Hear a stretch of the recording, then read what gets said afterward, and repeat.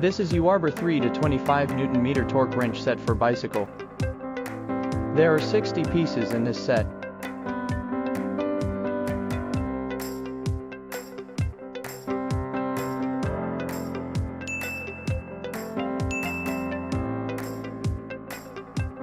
This set is very convenient to use. First, pre-tighten the screws, bolts with a screwdriver, and then tighten them to the specified torque with a torque wrench. There are 3 steps to adjust the torque. 1. Slide down to unlock. 2. Turn the handle to adjust torque. 3. Release the lock ring to lock. It's set up here for 9 Nm.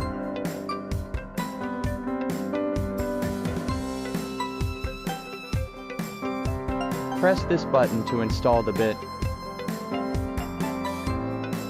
When the set torque value is reached, you will hear a click sound and feel slippage, which ensures that your components are safe from over-torquing.